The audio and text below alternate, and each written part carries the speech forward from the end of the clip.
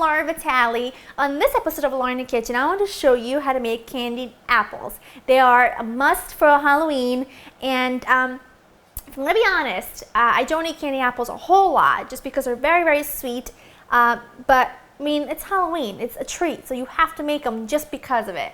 So to get started, let's go over the ingredients. You're gonna need some apples, and Granny Smith apples are perfect for this. Some granulated sugar, a cinnamon stick, some water, light corn syrup, and you're gonna need some red food coloring, and that's completely optional. Now the tools you're gonna need for this are simple. You're gonna need some vegetable oil to brush over the parchment paper because it has to be oiled really, really well. You need a candy thermometer, and you're gonna need some popsicle sticks, or these I believe are like lollipop sticks or popsicle sticks, something like that. You can get them everywhere, like Walmart sells them, craft stores, supermarkets, you can get them anywhere. But I will show you what you should look for as far as the temperature without a candy thermometer, so stay tuned for that. Okay, so I'm gonna be honest. I'm always honest with you. Normally, when I make candy apples, I make them for my brother and my sister around, Halloween and things like that. I use Red Hots, which are those cinnamon, like I don't know what they're called, they're candies, and they're cinnamon, really strong cinnamon, they're red, and you just melt them down with a little bit of water, and then you coat your apples in, and you're good to go. Why I'm doing it from scratch is because I think a lot of people that watch my show are from all over the world, and it's very difficult to find Red Hots, say, in Italy, because I know we don't have them. So I figured I'm going to show it to you. I'm going to show you how to make it from scratch, just because I think everyone should know. So first thing you want to do is prep your apples. You want to make sure they're washed, dried. Then we're going to take off the very top and take your stick and just pop it right in, just like that. So I'm going to do 2. And I'm going to pop these in the fridge only because if you're working with cold apples while you're dipping them into your candy mixture, they will harden much faster. So it's a great tip. So I'm going to pop these in the fridge. I'll meet you at the stove so we can start cooking. I have a large saucepan here, and it's non-stick, very important, and it's off. You don't want to turn the heat on at this moment. We're going to put in the sugar, the water, the light corn syrup. Now the light corn syrup helps the candy mixture become kind of edible. Otherwise it would be very, very hard to eat, be like glass. Now you can stir at this point, but never stir when you have the heat on. It's really important. Now, totally optional. Hey, it's up to you. But I love that vibrant red color, so I'm going to put in some red food coloring. Give that a stir. Now you can turn the heat on, medium-low. Okie doke.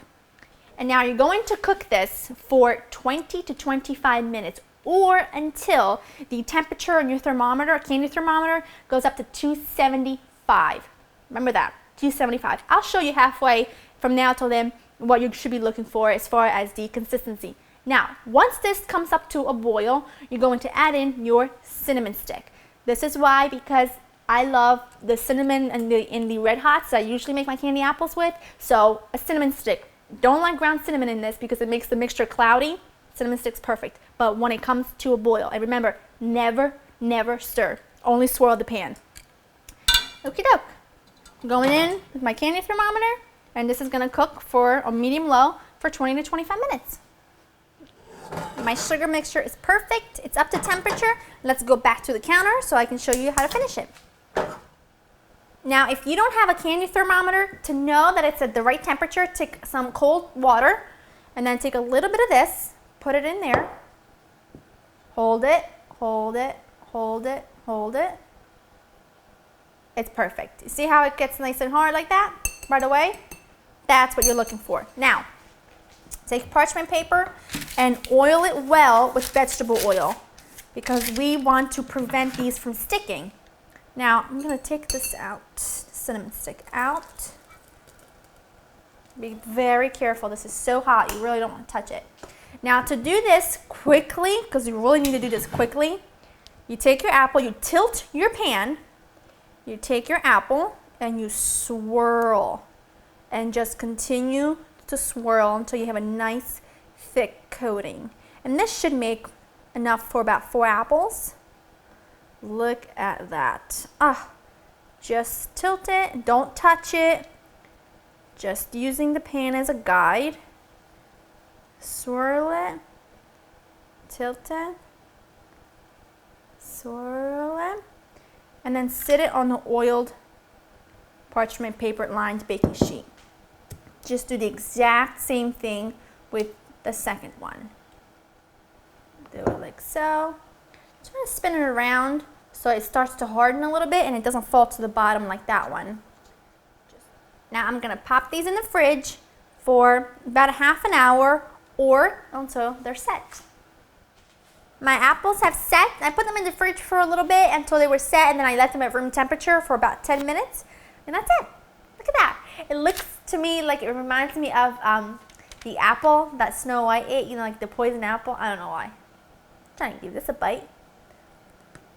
That's going to be a hard one. I just wanted the candy part.